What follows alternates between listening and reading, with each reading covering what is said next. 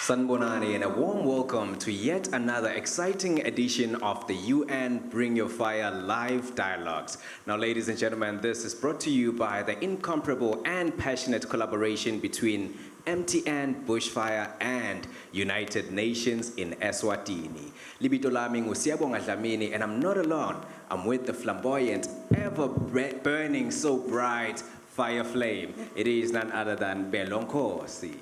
As Sia has already mentioned, my name is Belonkosi, and I'm so excited to be having you at home, our live audience, and those joining us on social media for the UN Bring Your Fire live dialogues. It is very sad, Sia, that this is unfortunately the fourth and final session of the dialogues, but I'm sure that the conversations that we'll have today will continue from here on. And in today's conversation, you know, it's always centered around creativity, unity and sustainability, and I think this one hits right at the heart of sustainability. Today's theme is of the Green Your Fire initiative. Today we focus on one of the most pressing global priorities, which is of course climate, biodiversity and pollution. Absolutely, Bello. You know, they always say, save the best for last. But according to me, I think all of them were highly and par excellence. Really, and the young people definitely brought their fire. Now, ladies and gentlemen, this joint outreach program is brought to you by UN in Eswatini in collaboration with MTN Bushfire to empower young people to be change makers through dialogue, action, and shared learning. And as you have mentioned, Bello, we are coming to this last dialogue with nothing but a blaze of glory, trusting that all the young people that we have here today will bring their fire and spread these conversations in addressing socio and economic challenges in their local communities. And as you may already know that we are joined by a diverse group of experts from government, academia, the UN and civil society. And they'll be helping us unpack the complex climate challenges today and point us towards a holistic and most importantly, practical solutions. And today, our moderator is of course an award-winning environmental journalist. And as you may know her as the Green Girl, Phumelele Mkhonda joins us as our moderator for today. Moderator, over to you. Thank you. I'm so humbled by the introduction. As they have introduced me, Phumelele Mkhonda, I go by Green Girl, and I will allow you guys to call me Green Girl as well. I'm an environmental journalist. Also, I am a climate advocate. All things green is me. I advocate for all things climate, environmental sustainability. So we all know that climate change is here. It's affecting everyone. It's not a far-fetched conspiracy, it's a reality. Climate change has no borders, and we have no planet B. This is the only planet that we have. So in that move, I'm very excited. We are here, we are sitting, we are going to discuss issues which are impacting us in Eswatini and globally with regards to climate change. I'm excited to have our panel here. Bama experts from the different fields. They will unpack technical information, hopefully as simply as they can, so that everyone can be on board and everyone can communicate. I hope everyone has their pens, has their notebooks, and you'll be scribbling down your questions. You'll get an opportunity to talk, right? So from the left, Dr. Labati introduce there and highlight where they come from, and also highlight the work that they have done as simply as they can. Thank you. Thank you.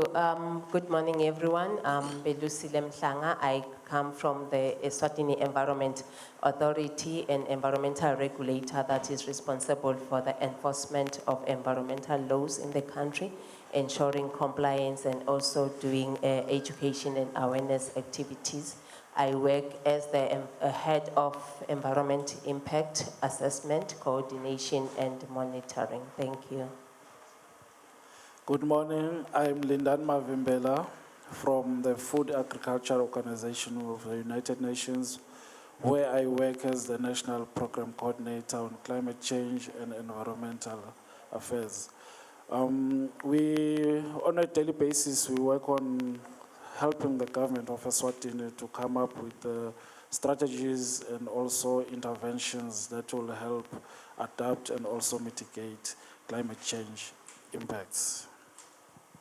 Sanbonani, my name is Tamika DuPont. I'm a young climate change professional. I'm also a co-founder of Hlumisa, which is a youth-led climate change network. So I'm quite excited to see young people in the room. I'm also a sonic curator, an art enthusiast, and I'm currently involved in the environmental eventing space, both locally and internationally with the Global Landscapes Forum. And it's a pleasure to be with you all today. Thank you. Good morning to you all. Libito lami ngicebile wakadlamini. I work for the National Disaster Management Agency, which is a government parastatal under the Deputy Prime Minister's office. And our main work is to coordinate and implement disaster risk reduction activities, which are part and parcel of a climate change adaptation. And it is a pleasure to be here. Thank you. Good morning. My name is Henry Count Evans. I come from the University of Eswatini. I teach in the journalism department, and my research focus areas are in climate change journalism. Currently, we are building a very interesting tool called MA as part of our initiative with the WITS and another UK entity where we're trying to build a thinking partner for climate journalists. I think over the years that I've been in this space, I've realized that we need to communicate better, and as part of that, we have moved beyond just writing books to building solutions that work for the media. Thank you. Thank you, everyone. We're getting straight into business, right? Ndokhuluma na Dr. Mavimbela here. So our topic is a bit technical, right? So I'd like you to deduce it for us. Renee? It's climate adaptation and mitigation through systems thinking approach. So I would love us to unpack what's the systems thinking approach so that everyone is on board. Simply as you can do it. Thank you. So I think we need to first appreciate that the impacts are not in isolation to a specific sector. So there is an interdisciplinary effect, meaning that one sector cannot only address the impacts alone, but there has to be a multidiscipline so that we have sustainability. So the systemic approach is more of doing a landscape assessment where you note or map the different sectors that are involved so that it informs even your strategies and plans, even interventions, so that they become sustainable in their nature to address the socio-economic impacts in our livelihoods as well. So one quick question, then we move on to Dr. Evans. Just a quick question, Dr. Mavimela. From your perspective, right, what are the most critical interconnected climate change impacts experienced in Eswatini, and how do these impacts ripple across different countries? Thank you. We have extreme weather patterns, changes in our rainfalls. This has effects in the sense that, for instance, rain, we have drought, we have floods. Floods can sometimes cause a conducive environment for certain diseases or breeding vectors like mosquitoes. Drought, at the other hand, can cause water levels to go down and also affect crop yields. So it cuts across the health, agriculture, and water sectors. So those are the impacts. So hence, even in the planning stage, when you look at those across the sectors, you also address the issues of socio-economic and the livelihoods. Dr. Evans, Solos Kulmange systems thinking approach, right? This is quite a lengthy one. So since Rio 1992 Earth Summit, the world has grappled with ways to address climate crisis, right? So the solutions narrative has undergone so much in terms of evolution. However, we still have not found the best common way to think of mitigation and adaptation. Could systems thinking be the answer in this regard? Thank you for that very difficult question. I'll try to simplify it and maybe give an answer that makes sense. So I've always theorized and seen climate change as a problem that is wicked, wicked in that literal meaning of the word. It's complex, so complex issues require us to look at them from that perspective. Climate change brings with it impacts that relate to human life, that affect our biodiversity, etc. It also brings with it economic issues. We now have issues of migration, which are socio-political. We have issues to do with food insecurity. So when you look at all these challenges that it brings, it tells you that the more problems you add, the more complex it becomes. In that way, it becomes a wicked issue. And wicked issues can be solved by trying to understand a whole instead of a unit.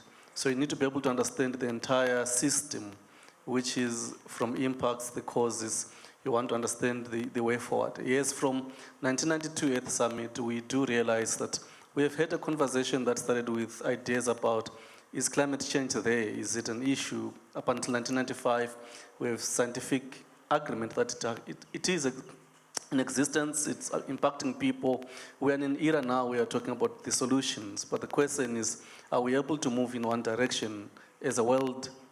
We have done this, I think, through the COP meetings, the Conference of Parties. But if they manage to yield successes, yes, partly they have managed to raise awareness, to bring us together as a people, but where do we need to find solutions for mitigation? Yes, at a multilateral level that makes sense, but for adaptation, for example, locally, we are more worried about adapting because you are getting impacts more, whereas we are emitting less. But where do we find the solutions? We need to look at our communities, the way they are built around, the way they are organized, and be able to build a network of thinking and solutions that come from the people that are bottom up, that harness the indigenous knowledge that we already have. I think for so many times, for so many years, we've had our communities talk to us about the changing environment, but in different language. As a communicator, I want to be able to use that language that they use every day to then connect all the different dots and come up with a way forward. Thank you. You know, there's something that you just said which struck me, that the climate crisis is a wicked issue, and you did put across the issue of the economy, which comes into mind that there is a war between the environment and the economy, right? People are trying to make a living, but the side they are destroying in the environment. Miss Mhlang, I'll hijack you. I know you're always ever ready. I'll hijack you on this one. What's your point on the war between the environment and the economy and the making of money, which is, we can say, the economy? It depends on one's perspective. When it comes to this debate, this dialogue, you only find extremists. You cannot find someone who strikes a balance. It's either someone is completely for the environment or someone is completely for economic development. But it's very prudent that we cannot just put our heads in the sand. There are key issues that are at an international level, that are even at country level. For instance, the issues, they are there, we see them. But then there's also the issue of survival. I remember when I was doing my undergrad degree, my supervisor then, I was doing a topic on ecotourism, and it was so many moons back, and it was just a new concept. And she was like, Belusile, do you think that if I see an Impala on my yard and I'm hungry, I have to leave it? You know, because being a young person, being so passionate, the way we're approaching this, it was on the completely saying that, no, these people, they shouldn't touch these animals, neglecting the importance of saying, what are you offering as an alternative? The issue of alternative livelihoods, sustainable livelihoods, because at times we come up with alternative livelihoods that are not sustainable. You recall that we recently have the plastic debate, where they are saying people are sending kids to school because they sell plastic to reclaimers. But if you can get a researcher from these young people to say, go and find out, can someone really be able to survive on a day with an income from plastic? It takes about 100 plastics for someone to get 70 cents. How long does it take for you to go and collect the plastic. So the impracticality of some of the things that as technocrats we come with as intervention, just painting everything with just one brush to say this is an all-round solution to this problem, but not then scaling it down to the nitty-gritty to say, if I'm saying to these young people, venture into this initiative of collecting plastic from the environment, will they be able to sustain themselves? So why not bring in another element and say, let's have Patasako, let's have these young people now making eco bags for shoppers to use. It's all about that kind of systematic thinking, not to say this is a blanket statement and just feel that you've solved the problem, but getting down, the issue of research then comes to play to say the interventions that we come with, are they informed by research, or we just moving with the trends to say this is the buzzword? We say in environment there is what we call greenwashing. There is a lot of greenwashing that is happening in the environment space. So the debate between economic and environment, we need to survive. That's why sustainable development, we say, it's development that takes care of the current, meaning that there should be intragenerational equity. We should be able to assess resources in a way that does not compromise the ability of the others that are going to come after us to have similar equal opportunities as we did.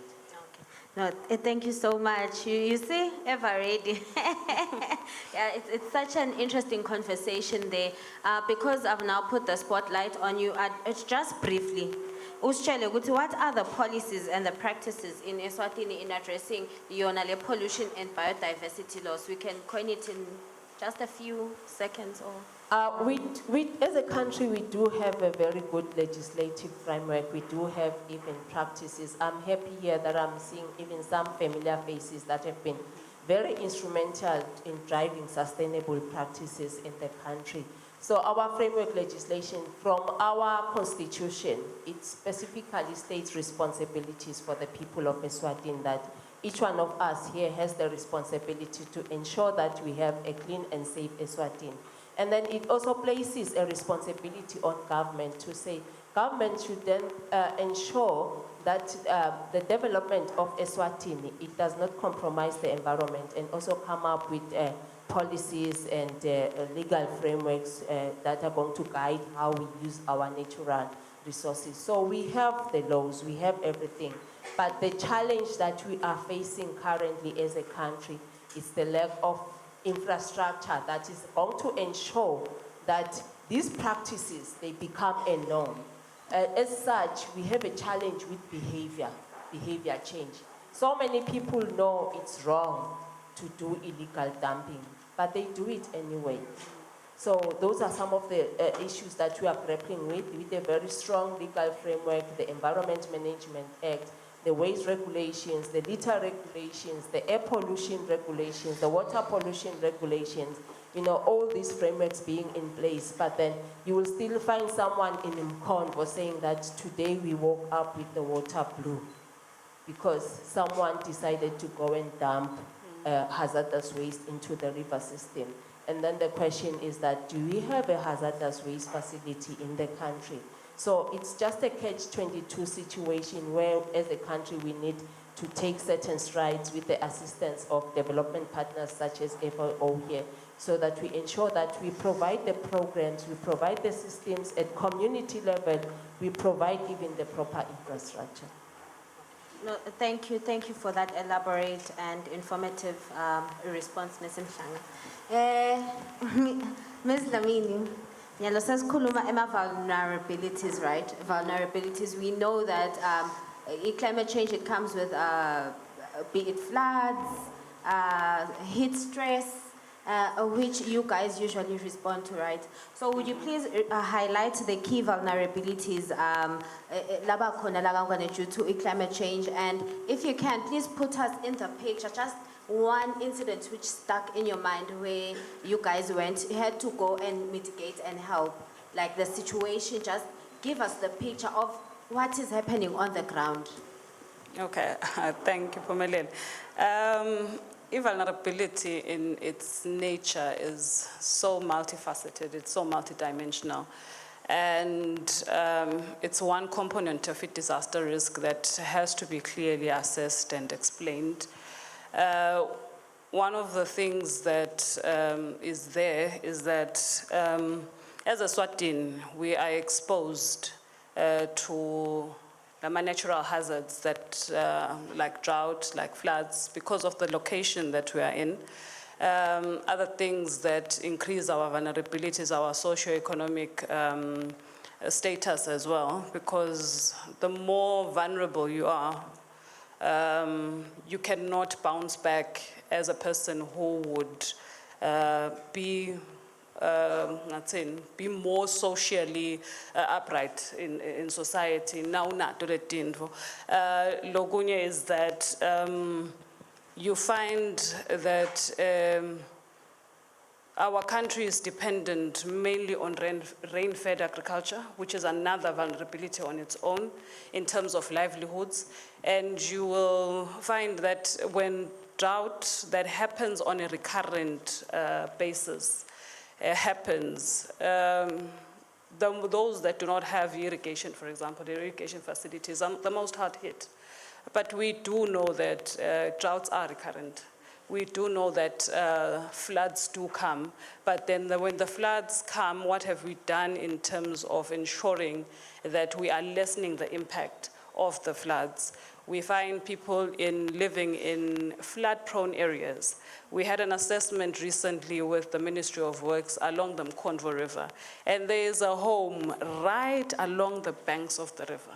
And for me, that was a crisis and an issue, and saying, how are people being located in areas where the risk of them being inundated by water is so high? You find that when we are working, the vulnerabilities, labakona, is the fact that sometimes you find that even our infrastructure is not climate smart. Case in point would be the fact that when it rains, I think one of the things that you will notice and note is that when it rains, there will always be people that will be internally displaced, regardless of any type of flood, because of the structural integrity of the buildings that they are living in. So those things are there, they are reality. You find that you need to come and respond to people that have been displaced in Lusaiwile, with chickens. So that is a reality that is there in terms of the vulnerabilities that we have. And the fact also that it's disproportionate in its nature. You'll find that the poor are more vulnerable because they do not have a means of bouncing back and of also adapting. You have mentioned that climate change is evil. Really, in the face of those who cannot afford to adapt and who cannot afford other strategies, it is an evil that collectively we need to overcome. You know, you've just painted a picture. How I wish we had a slide so we can get the sense, but I can feel that everyone in the room is getting the sense of what she is saying. We have seen pictures in the media, we have seen pictures all over social media. This climate crisis is here and disasters are happening every day. And when they say baga risk, but it's still going to intensify. So we really need to be clued up on what to do. But now, siphume kancane estressini, we can loosen up a bit. Tamika here, I think she will resonate with you guys. She's a youth. She's also a creative. So now we'll speak climate change and creativity, right? Tamika, what creative approaches have you found most effective in helping people understand the interconnected of nature, of climate systems? Basically, it's nature, it's creativity. Thank you. Thanks for the question. And yeah, I think maybe just to reflect on what the other panelists have said, for example, Dr. Evans, with your research, I think it's important that climate change science is communicated to the local level and is simplified. And I think, I think the arts and just creative elements have a key role to play in really dissecting these what can often be very high level, sort of global conversations. So I think just in my own experiences and some of the work that I've done, for example, working with local artists to paint a public mural as a way to raise awareness on climate change. During COVID-19, the lockdown, I also worked on online magazines that focused on youth perspectives on sustainability, environmental issues. So I think, firstly, the power of storytelling. It's very important for us to localize these issues so that, it really sort of brings it home that climate change is something that is impacting us in our everyday lives. And sort of to actually show what that looks like within the Eswatini context.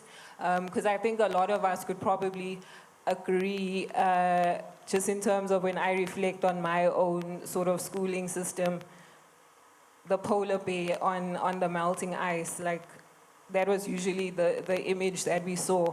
And yes, all and well, it's true, the Antarctic melt is icing, but can we also have images of what it looks like within Eswatini's context as a landlocked country, for example? I think just to touch on that, so storytelling, I think just in the sense of all forms, poetry, dance, theater, writing. So I think also just to put it to the youth who are in this room, like if you have any of those interests, just know there is actually space for you within the climate change world.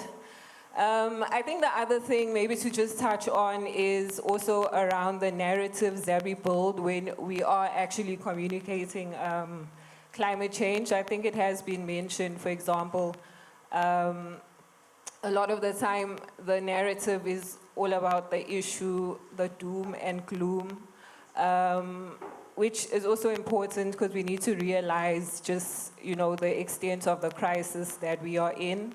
And the extent of the impacts of climate change. But I think we really actually need, just more stories of hope, resilience, innovation, in order to inspire action. Because, I think there's, just as a youth, a climate professional within Eswatini, and being within Hlumisa, like I've been exposed to so much amazing work that young people within this country are engaged in, and I think unfortunately a lot of that work goes unexposed, and yet we actually need to learn about what are, like some of the solutions that are already taking place. Thank you. I'm just curious.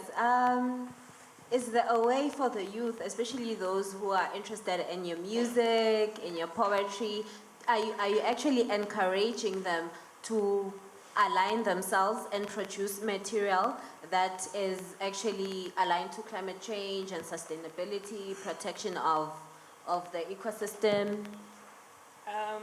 I would probably admit maybe more in my work outside of Eswatini, but definitely have plans within Hlumisa to always bring that. And I think it's something that we encourage within our network, always sharing all of these other opportunities. For example, there's a lot of opportunities that come up within the climate communication space, journalism space. So things such as fellowships, there's always like grants for storytelling. So I think these are the things that youth can tap into. But maybe just reflecting on some of like the events curation work that I've done with Global Landscapes Forum, which I'm actually quite blessed to have been a part of the organization, because it's really also, for me, been a learning journey, just in terms of, just rethinking what events can be, and even what forums like this can be, and what they can have and include. And I think just in some of that experience, I've been exposed to events where we'll have poetry interventions, for example, between panel discussions. We'll have documentary screenings, because I think, also using like visual tools is quite important, especially when we're communicating to young people. I think a lot of us are very visual driven. Obviously, we have cell phones. I think a lot of us learn better from actually seeing these things rather than just being spoken to. So I'll leave it there. Thanks. Okay, thank you.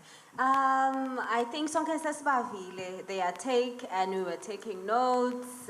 We heard Ms. Mhlanga, Dr. Evans. I think we should also take a break and give you the floor, right, a Q&A, and ask any questions that you'd like to direct to our panel, right?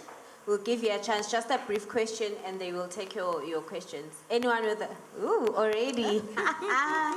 Okay, please pass on the mic. I'm so happy you guys are listening. This is quite a technical, it's technical, but I'm happy you are here, you are responding, and you are attentive. Thank you. Please continue listening, it's motivating. Oh, there's another question. Okay. Good morning. My name is Sanal Siwe Shope, and I think I'm going to direct this question to Ms. Mhlanga, or like open to everyone, I guess. We are talking about how climate change is here and real, and everyone can see it in our different communities. And she touched on education and awareness. And I want to ask, how is climate change and everything that we're seeing that is going on around us, how is it being integrated into our education systems? Thank you. Another question. We've got many questions, but I'll only take 3 for now, right? Yeah. Okay. Are we on? Okay. Sanbonani, hello to everyone. My name is Luyanda Mbingo. I'm best known as King JR for music. I do music, by the way. I'm a mixing engineer, but that's not important. My question is, in the case of the example of the person who you found to having built next to the river, and which is a hazardous action against the environment and against their lives. What is NDMA doing, around those lines, trying to tackle issues like that? Because there's probably not the first and probably the last person that you've seen who have built in a situation like that. And I want to know the measures that are being done, like by the government, to tackle things like that, since you can't unbuild what they have built next to the rivers or hazardous places, maybe next to dongas or something. And my second question is to Ms. Mhlanga. I don't know if I'm addressing very well. And okay, I understand that Rome wasn't built in one day, right? And you can't really tackle all of the issues all at once, or maybe. But my question is, which strategy are you using to target the areas that are most affected or are going to be mostly affected in a course of time, maybe in a scale of 10 years or so? What strategy is being done to support the places that are supposed to be attended first than the others? Thank you very much. And we're going to take one last question.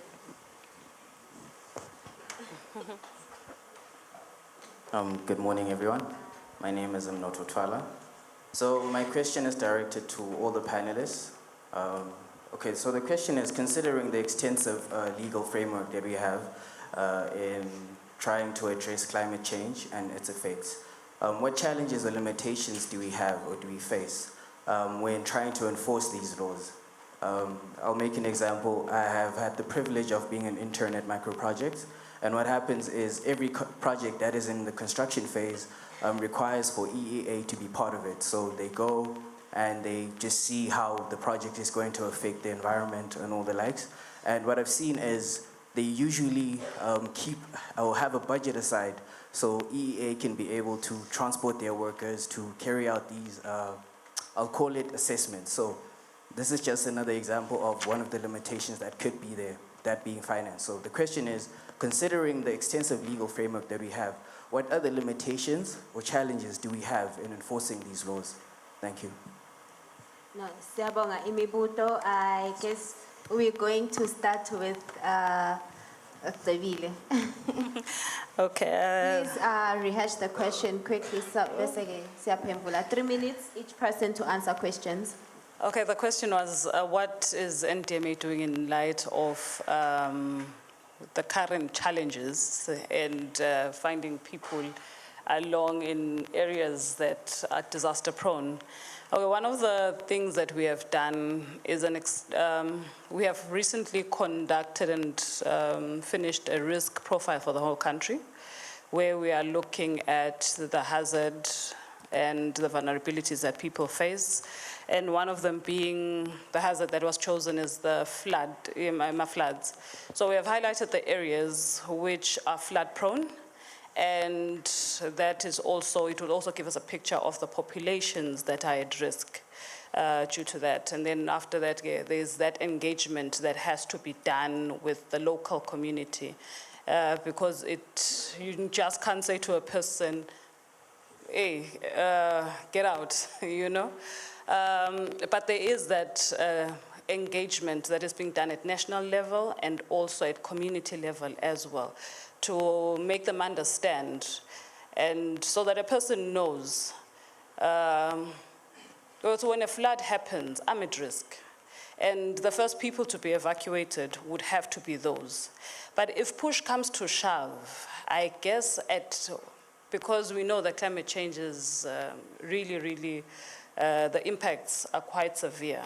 There will come a time where I foresee in the future that some populations would need to be moved and relocated somewhere else because of the, on a yearly basis, you are being affected, So there are those engagements that are being done, but we are using science and also our community observations to make those decisions and to inform decision making. The issue of climate migration or immigration or migration is coming back into light again. Okay, no, thank you. Ms. Mhlanga, please, 3 minutes. Okay, I will start with the issue of education. We have different programs with other government institutions. We currently working with the Ministry of Education and Training, the National Curriculum Center. If you have done homework with your siblings, you will know that we have environmental issues captured in the curriculum across from your primary level up until high school. Even at university level, we have programs like the Education for Sustainable Development projects that we are doing with the university, where we are talking about the issues of greening our institutions of higher learning and the TVET colleges. It's work in progress. That's why when you do your assignments, you'll find that you will be in engineering and there will be questions on sustainability because of those collaboration.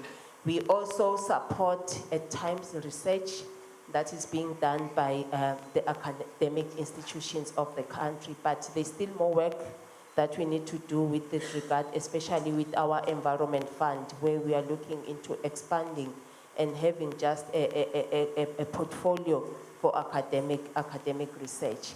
Then we also have the Green Schools program that we are doing with UNESCO, where we are trying to accelerate the environment education program to say that it shouldn't happen in the classroom, but it should be a way of life, something that everyone, not just someone who's doing geography or those subjects that are inclined towards environment, but where we have a whole school approach of addressing environmental issues at school level. And then someone asked about strategies to address some of the environmental problems that we face. I would just highlight on the issue of waste. We have programs that we have done. We have done a pilot project on disposable diapers. You know how diapers are a problem to the country. So we've done work with the people of Lutse where diapers are a serious problem to see what is the uptake of the alternatives, that is the reusable diapers. And the data, it was very clear that, okay, the disposable ones, they are for convenience, but with the economic climate, the reusable diapers, they are the best option because you find that people do not have money to buy diapers when with the reusable options, we established that they can be used with 3 kids. If someone was to have 3 kids, they would use the same reusable diapers for those kids.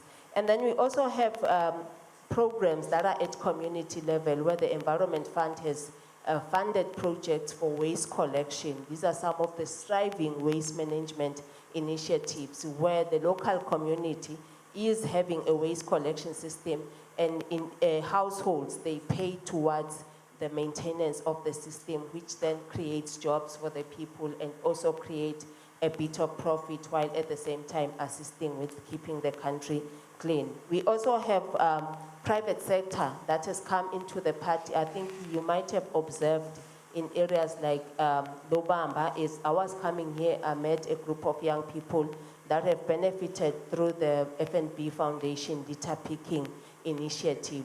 We have them at Lobamba, we have them in Gwaluseni, we also have them in Lutse and also in Goyoyo. So these are some of the initiatives.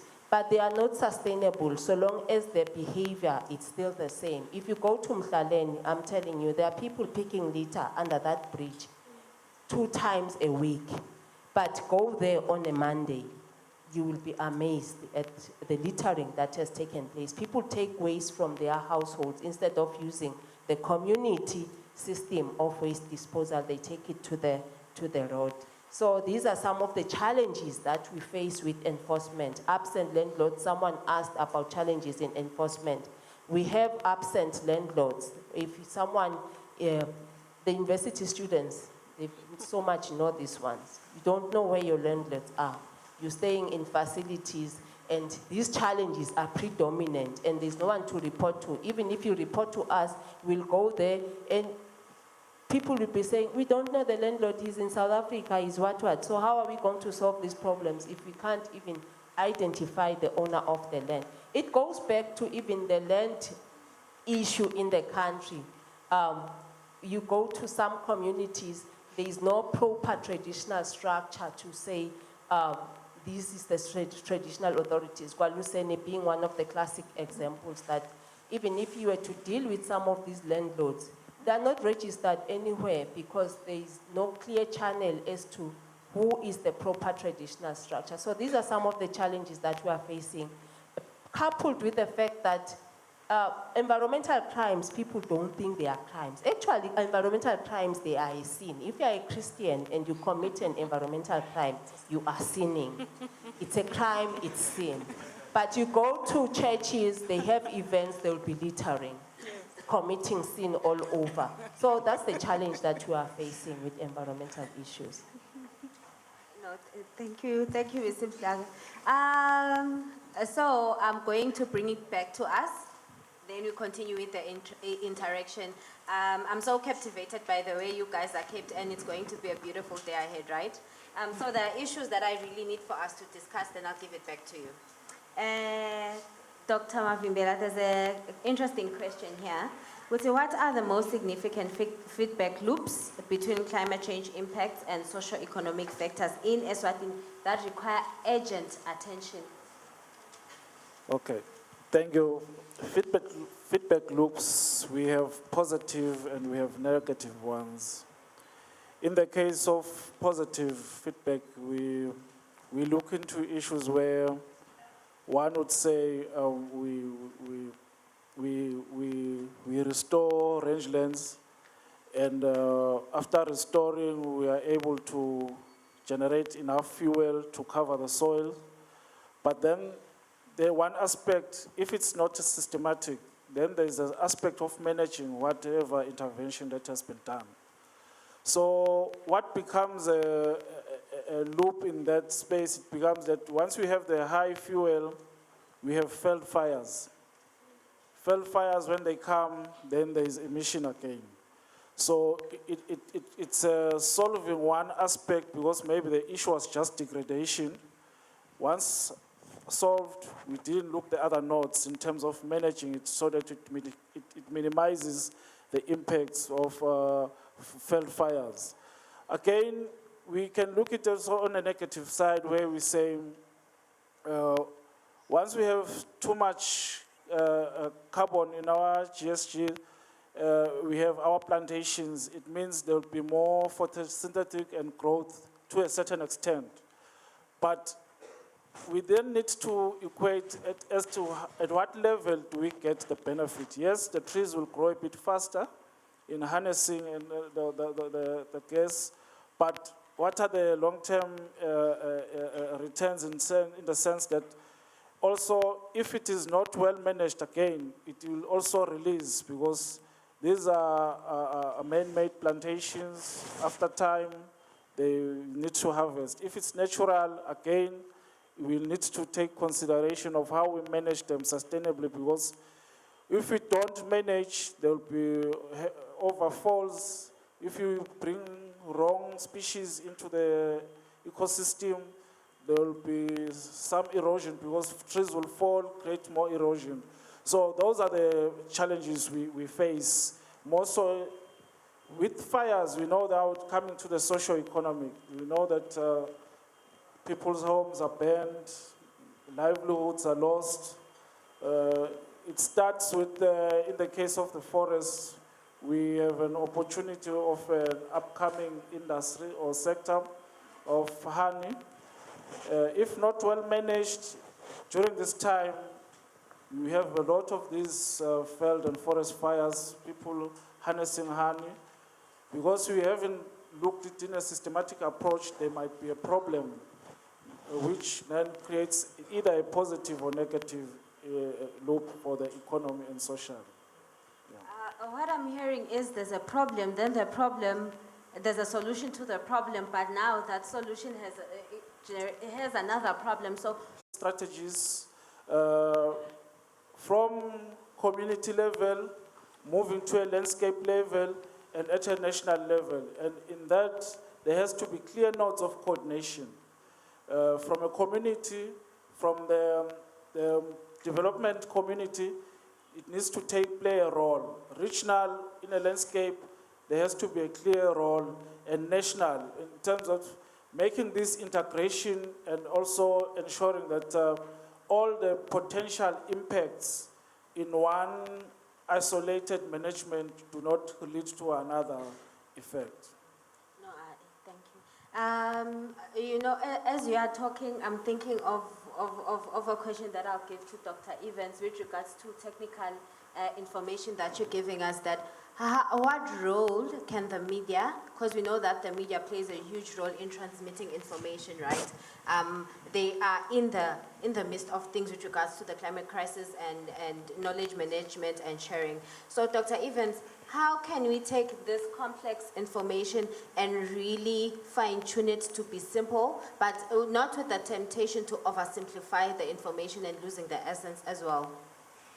No, thank you very much. Maybe to pick up from what Dr. Mavimbela is talking about, when I think of these feedback loops, I was thinking as I was talking about problems being solved and then creating new ones.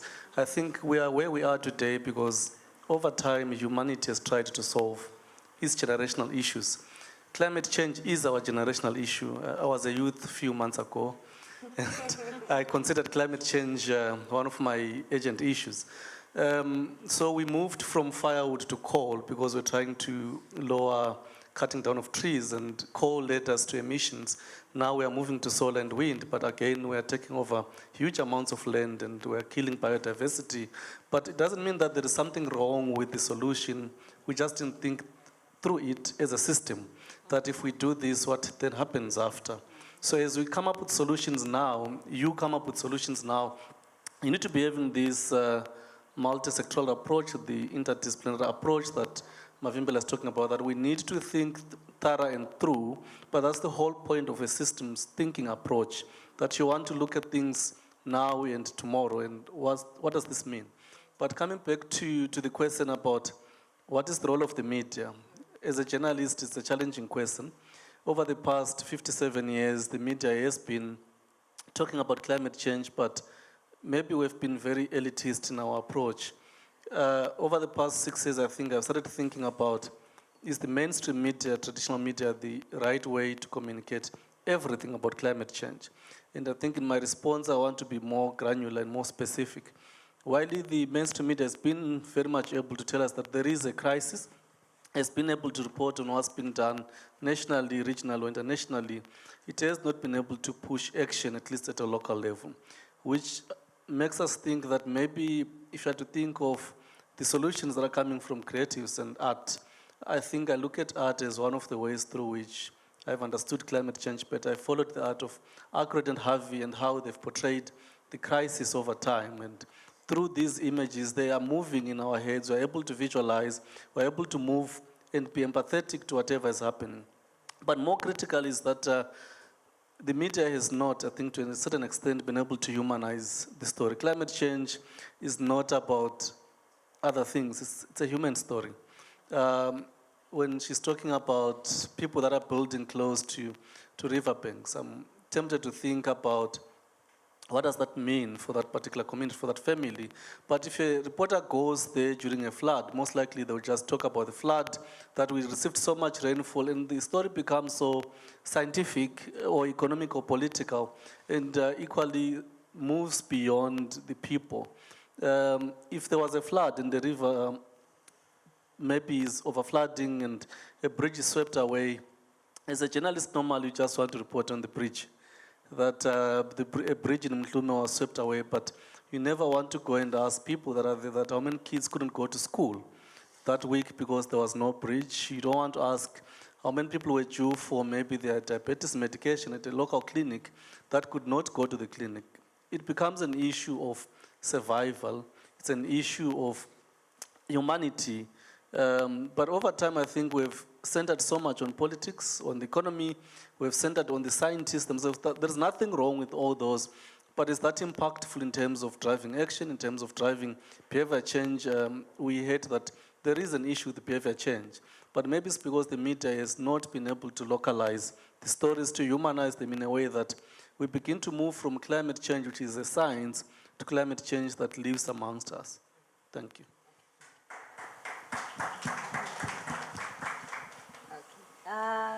Tamika, we're going to talk about innovation, and obviously I chose you for this one. So how can the youth be empowered to lead on climate adaptation and mitigation through innovation? And you can even list the technologies and how they can be used, just in a summary. Yeah. Thank you. I think maybe part of my answer will also answer, there was a young man who had asked the panelists a question on, sort of the gap between the policies and the action on the ground and some of the difficulties. And I think maybe just reflecting as like a young person and someone part of a youth-led organization, I think a lot of our policies are very top-down and not participatory enough. I think a lot of the times we sort of told what to do, and even within the instances that we are included, it's very few people. Lucky if you have the right network sort of situation to be in those rooms. So I think that creates a lot of problem in the sense that young people don't know the policies that are currently out there and how we can actually tap in, and also what is like our leaders' vision and plans for addressing climate action. And then I think that will just lead me into like how can youth sort of lead climate adaptation actions within the country. Maybe just not even to go too complicated on it. I think a big thing is, for one, on knowledge sharing. And that's something that we big on as Hlumisa. I think there's a key role just in terms of exposing young people, firstly, about what opportunities are out there, not only within Eswatini, but also what opportunities we can actually tap into outside of the country. And lucky, I mean, through like just us as a network sharing some of these opportunities amongst ourselves within something as simple as a WhatsApp group. So nothing too complicated, something we all have access to. Yeah, we've seen a lot of our network actually getting these opportunities to go to other countries, meet other young people who are also actively in the climate change space. And I think through those experiences, yeah, people get exposed just to some of the technologies and innovations that are happening out there.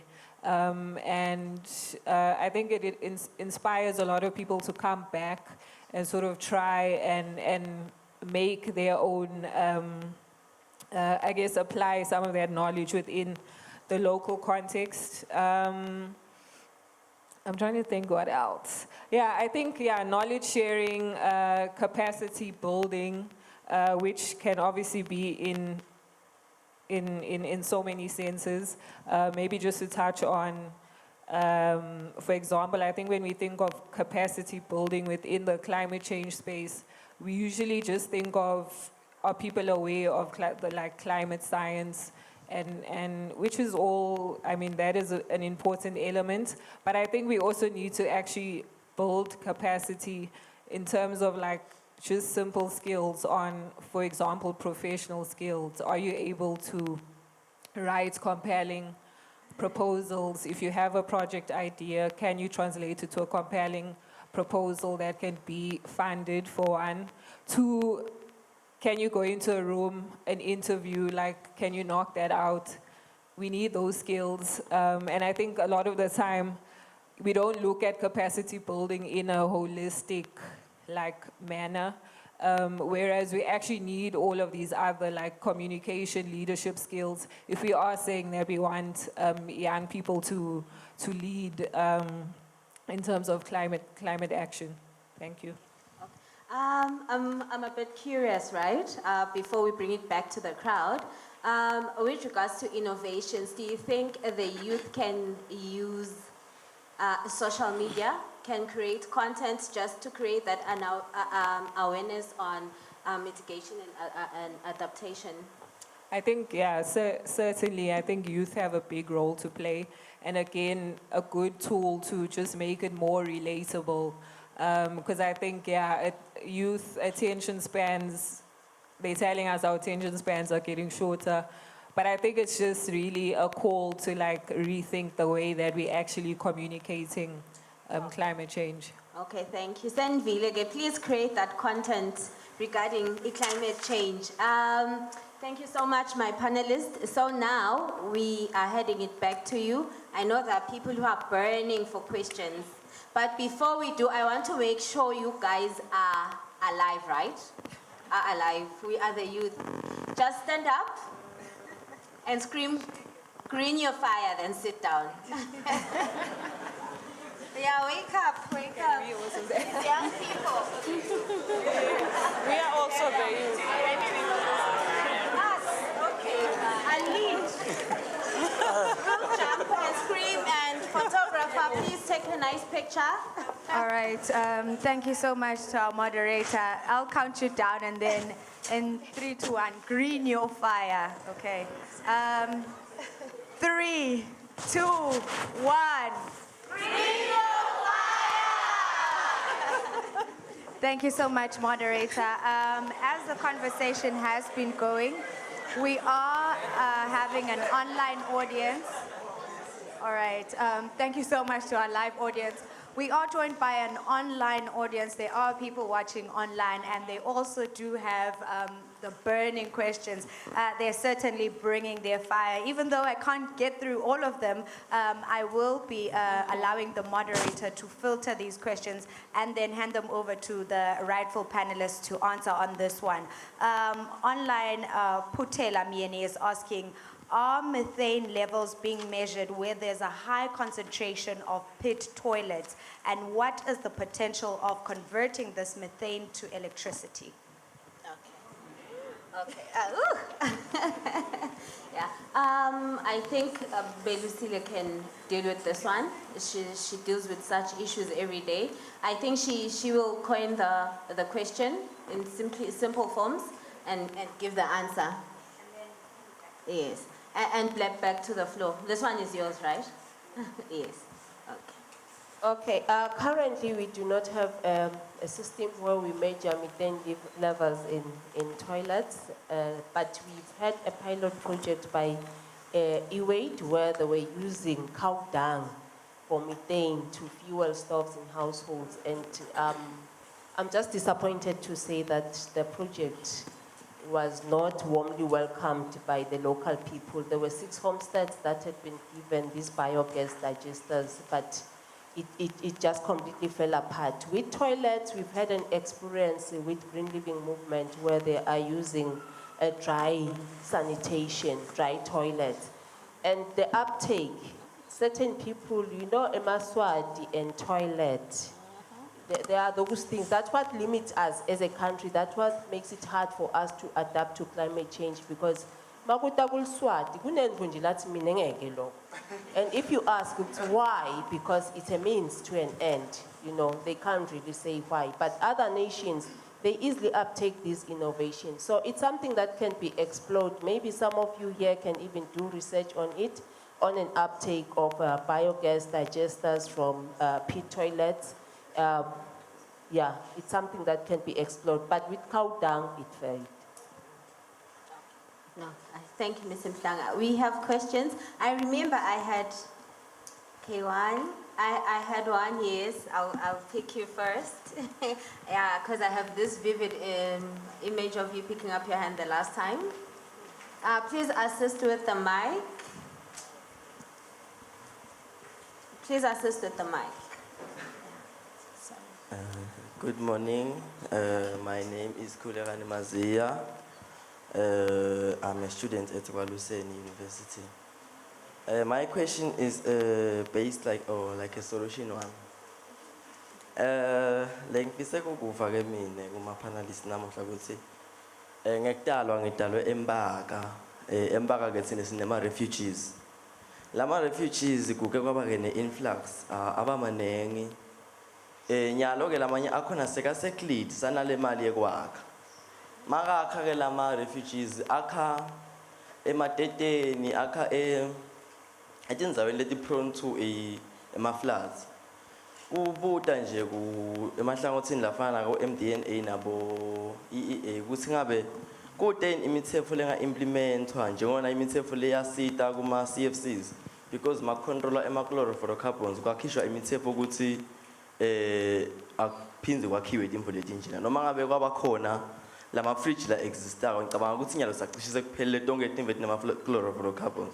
Ngifuna ukubuta nje ukuthi ngabe kute intaba letingentiwa kulama traditional structures la khona la kangwane ngoba anzi thine si-government ngema-chiefs nema-chiefsdoms kuthi laba lababekako le misumbe nale bagijime ngabe bona bafundziseke kanganani ngalama flood plains ngoba bahamba babeka nje bamvu ngosembabeka lapho khona sathi khona kwaye kwaba nelitete ngalokuthi inyalo sokwababete litulu sekuyoma yomile nje ngabe mangaba nelitulu laba lasebabekiwe khona vele in danger of floods ngabe bona bafundziseke kanganani noma kunemithetho le kanjani wale bagavunako laba babeka khona ngiyabonga. No, siyabonga. I will ask both Belusile and Acebile when time comes to address this one together.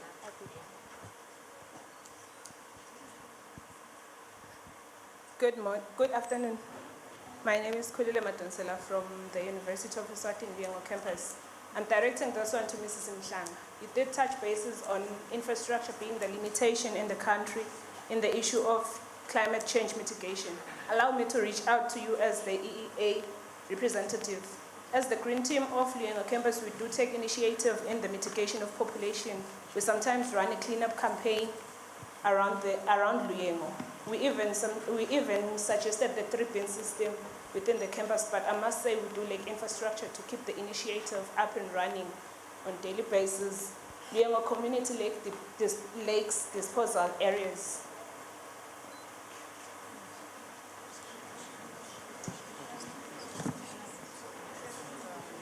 Good morning, everyone. My name is Stanley Gina. My question is directed to Ms. Mhlanga. It's concerning the issue of Pata Sako now. It's that issue. Now, considering the fact that people are failing to pata their own bags, so then it brings me to the issue here, carbon papers, which is something that is usually not very helpful because their tensile strength is very weak. Now, if everyone goes to the store every day to buy something, then they have to buy a new carbon paper. Now, has the country looked at it in the way that maybe 10, 20 years later, we'll be facing a new crisis now of carbon paper pollution? Thank you. Okay, I'll ask Ms. Tabile to answer the first question with regards to setting up structures, Guma wetlands, Kulume about the risk side of things. Then the highly sought after, Ms. Mhlanga will address all the other questions. Thank you. Okay, thank you, Pumelele. Just to answer the question and to throw it back to the audience as well. Sihleli la sibancane ngisho. We all have aspirations, right? We all want to build and have our own homes, right? Angisho? Yes, we want to do that. Now, tinzawo setihamba thambe tibetincane, angisho. I'll begin with one incident like yaba during Cyclone Eloise, so that maybe it answers your question as well. In some area that I won't mention, I get a call, Cyclone Eloise has done a lot of damage, and then this particular home that was inundated with water because the person had built on a wetland. Now, imisumbe, one of the key duties in the communities is to advise, because they ask you, where do you see yourself now being located, and apparently in this particular case they had told him, because in 1984, during the worst flood in this country, but he continued, no, don't help him. But then the question now then says, do we have the right maybe framework in place to deal with such issues, where Ms. Mhlanga will then come in terms of our environment, EIAs that we do. Yebo ayendiwa, but endiwa kuphi? Most of them, it's when you want to build in urban areas. But do we have them cascading down to rural areas? And the question is no. Now, that is where we need to strengthen as a country. What happens in urban areas, and the laws and the regulations need also to be cascaded down to community levels as well. Because we have building codes that are here in the urban areas. So you need to have an inspector coming in and inspecting, but do those still apply in the urban areas? The answer is no. So we need to find a way in which we make these frameworks and this legislation work for both urban and rural areas, so that we are able to have a society or communities whereby what informs in one area is also informing in another area, so that we avoid having to put people in areas that are disaster prone. So I think I could hand over to Belusile as well. Maybe where you think it's relevant and discuss with other panel members. Okay, maybe I'll first by explaining that the environmental laws of the country, they apply to everyone, whether you're on Tiger deed or you're on Eswatini nation land. But then the challenge that we are facing currently is that if you find someone already having built their structure, what does it take for you to say the structure has to be destroyed? What kind of reaction is going to come from the building, from the public, with us going through a process where one structure gets destroyed? But desperation is driving people to, certainly in these environmentally sensitive areas, we do have engagements with the chiefs where we engage with them to say, this is what is expected when you allocate land to people and all the other environmental problems that are happening at community level. The example that he's mentioned, you know, if you can go and look at the history of that traditional leader, you'll discover that he was once even a board member of EEA. So it boils down to my behavior issue that I had mentioned earlier on. We've even had the Ministry of Agriculture taking traditional leaders on study tours to other countries to see how natural resource management at community level is being done. And then Kulile from the Green Team, she mentioned that they do work at Luyengo. One of the challenges that we face in the area of decision making, just picture a situation where each and every Inkundla in Eswatini, 59 of them have disposal areas. What does it mean? It's also a problem on its own. So critical to this is to have this system where the waste is collected.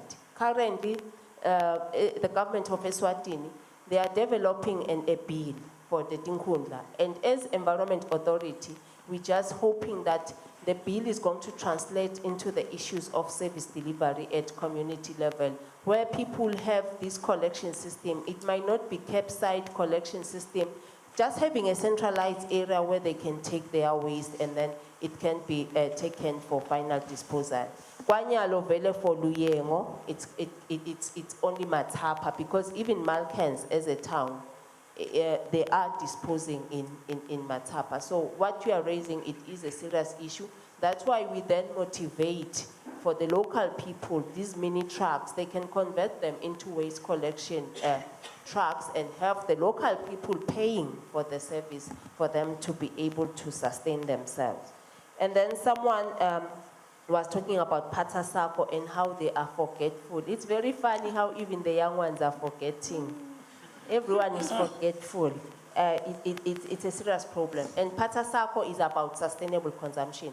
Even if you can buy an eco bag, it's not sustainable for you to be buying a bag every day, because we are trying to limit even that. So we're currently working on a standard with SWASA to say, when we speak about an alternative to plastic, what are we looking into? I was really hoping that you were also going to make reference to the tote bags that are being sold in the shops. I think you wanted to talk about those, because the paper ones, they just disintegrate, and they are not made from cutting trees, they are made from the chips that are byproducts, the waste that comes from pipe mills. So there are no trees that are cut to make a paper bag, but just the chips that are a byproduct. But then the tote bags, they've got plastic in them. So we are working on a standard that's going to say, if someone is bringing in an alternative bag to plastic, what should be the material composition to ensure that we do not then come up with a situation where we now have these tote bags all over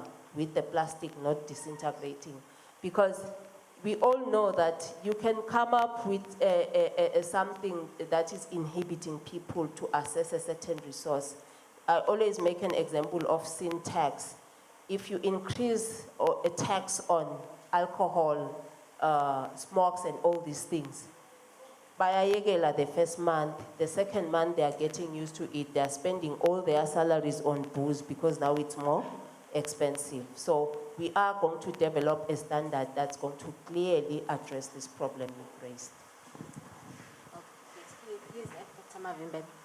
Thank you. Maybe on the aspect of the degradation on the wetland, I think the main issue here is not creating a case on the value of wetlands, in the sense that if one person sees the value of settlement, do we bring a case to bring value of an alternate? There is great value. I've been involved in one of the projects, which was called Strengthening National Protected Areas, which worked around the country, piloting protection of wetlands, creating the value of wetlands. So through the CDP process, which is the Chiefdom Development Plan, the community was involved in mapping the different sectors, economic zones, settlements, production areas and project areas. They even set up their own conservation areas.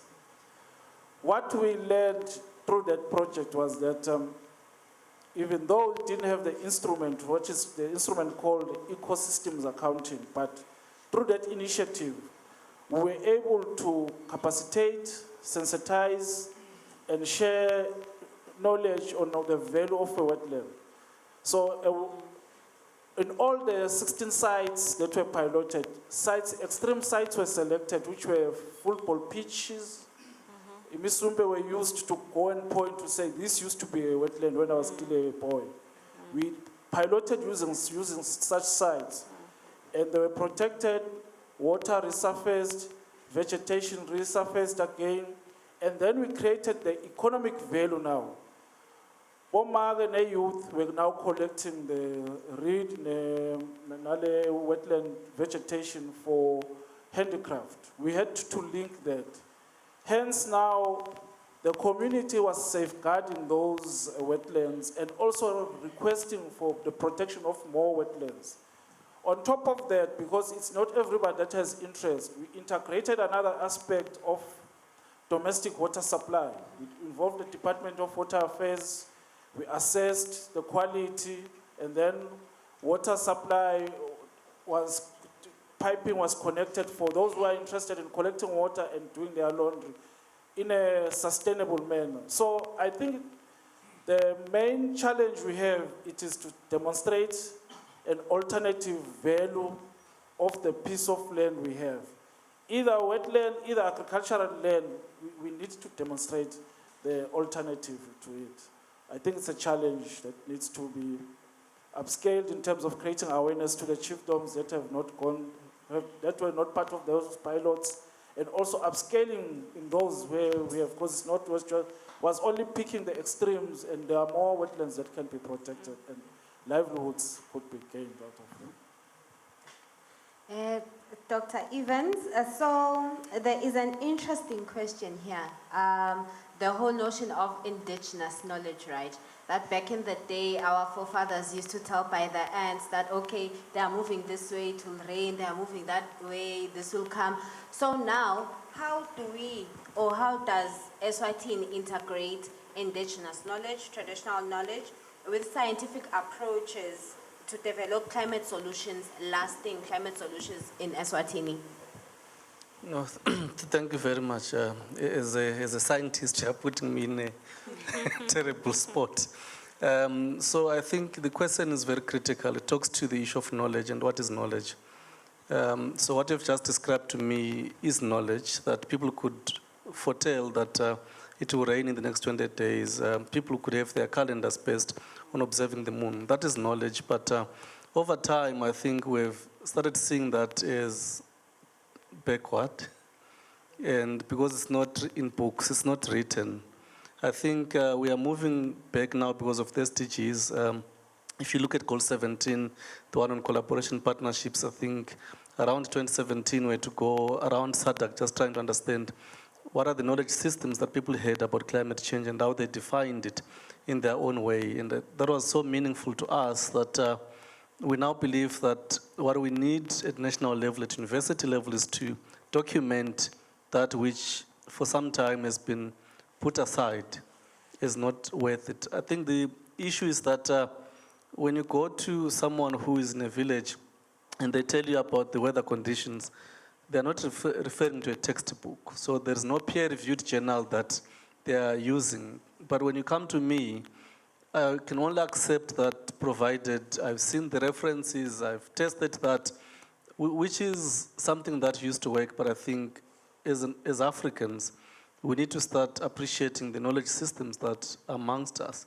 We have so much knowledge here in this room that's not documented, and we have so much knowledge in our villages that is not documented. I think it is the responsibility of the university where I come from and other partners to begin to document the indigenous ways of knowing. I call it deliberately the ways of knowing, because we have known about these things, we know about them, but we just don't have them written so that they can be accepted as formal knowledge. We just need to document, put them in books, put them in our libraries, so that they can be replicated, be used elsewhere. So there is an opportunity, and I think it's also part of us as reporters to start engaging. When you're writing a story about climate change, how often do you go to someone who holds this knowledge and say, give me your expert opinion on this? It's very rare. You want to go to a scientist at Kwaluseni, you want to go to a scientist who is in Luyeng, or you want to go to the Minister of Environment, but we have so many experts, but they're just not in our way of doing work regarded as experts. Thank you. What wealth of information. Are we learning? Are we learning? Are we taking notes? We're going to write an exam after this. So I have an interesting, different question for you. It's more on the global scale, right? So there are trends, there are global trends of climate activism. I usually watch on the news that people with their placards, there's online rallies. So for Eswatini, which ones do you think would work? You can just mention 3 and, describe them briefly. That's a good question. I think in terms of trends, and maybe even one to pick up in terms of even looking at the Bushfire Festival, for example, I think a lot of organizations are now tapping into what would have been these traditionally artistic, creative spaces. And now we're trying to bring in some of these important social, economic, and environmental issues. So I think maybe for us to just take the Bushfire Festival and the model that they're trying to do as an example of what we could do in the country. I think even at maybe a much smaller scale, and let it happen more often. So I think that's one thing. So just tapping into what's already existing. I think another thing I can even share within my own work is, for example, I'm part of a team that curates a local market, and we basically bring in local fashion entrepreneurs, people who are doing thrifting, local fashion designers, and through that market, we basically raising awareness about, one, the importance of supporting locally made products, to, just trying to really encourage the culture of supporting local stuff, local fashion designers and entrepreneurs. So again, using a space like that to to really address some of these other issues. And then maybe the third one, which we've already touched on, just tapping into social media. Which I think youth are already trying to do. I mean, you, an environmental journalist, and and you're already someone who I'm sure is using digital platforms to raise awareness, using your writing skills. So yeah, maybe just to rehash what I said earlier, we need to bring in artists, whether you're a painter, whether you're a poet, writer, whether you want to do film, we need to have more local stories. And I think just to put it in a nutshell, those are my... Okay. I hope everyone grasps that it's quite simple. We can really, climate activism is easy. It's just on the tip of your fingers, right? On your phones, you can say something through it. Maybe just a test. How many of you have posted about today's event?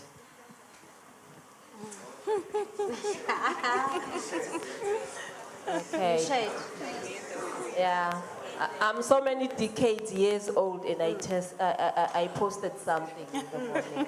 So you can see that, yeah, you can pass the buck to someone else, but it's also about you. What are you doing in your own space? Okay, then I'm going to throw one, as we going towards the end, one question to Dr. Her. Dr. Lindan, it's a question about SDG 17 as stated by Dr. Evans, partnerships, right? That how can partnerships drive effective and resilient climate action? Like today we are here, we are all for climate action. We know that many people partnered for this to happen using the Bushfire platform, right? So you can elaborate, how can this assist in the future and the impact it has? Thank you. I think the first start would be to appreciate that there is no partner with comprehensive strength in delivering any aspect. So that becomes your main pillar to say, alone I cannot do it, but mapping the different segment aspects and the segments of the partners that are required, check their mandates, their strengths. That's the starting point. Because like we were saying, as a UN, we're here to support government. It's our strength. Again, we're here to build cases, help to come up with strategies, feasibility studies where necessary, to inform investments. So the mandated partners, after mapping the different linkages, you are able to know, I'm interested in sugarcane, for an example, but there is a partner in Maloloja, which is a catchment for the water I'm using downstream. No matter how much drip irrigation I can apply at Mhlume, if I don't address Maloloja integrity, definitely the water volume in the stream will go down as more disturbance is happening in Maloloja. So it needs us to appreciate the different partners and then holistically come up with a coordination, because once we have multiple partners, there has to be strong coordination for you to ensure that there is effective delivery and also coordinated and interlinked interventions for sustainable livelihoods and also for the economy as well, because some interventions, like we had said earlier on, can have detrimental effects if not well managed or foreseen to what could bring next. Thank you so much. Thank you. This was quite insightful. It was an honor being here. It was a wealth of knowledge. I'm taking a lot home. I'm hoping you're taking a lot home as well. And most importantly, remember, as Ms. Mhlanga said, you should share this event. You should also advocate for climate justice on your phones, taking her advice. It's not hard. It's not hard to talk about sustainability. It's not hard as the youth to address such issues. You guys are energetic. You can use your phones. You can use your technologies to advocate, because climate change is real. I'll tell you. And there is no planet B. This is the only planet that we have, our planet A, and it has no borders. What is happening wherever it is, definitely it's coming down here. We are all feeling the effects. Summer is coming, there'll be storms, there'll be hails. Winter is here, there'll be wildfires. So we are all in this together, right? Thank you so much for being good listeners. Yeah, thank you so much. Thank you. I'll hand over to the MC. All righty, big thank you to our moderator and our live audience. Can you please give yourselves a big round of applause? And all I can say now, Sia, is that it's upon us to be the change makers and to keep bringing our fire through creativity, unity, and sustainability. The conversation definitely doesn't end here. Please join us on social media. It is at MTN Bushfire and UN Eswatini, and of course Eswatini TV. Keep the fire burning as well at the Bring Your Fire Zone at the MTN Bushfire Festival, which is taking place from the 30th of May all the way to the 1st of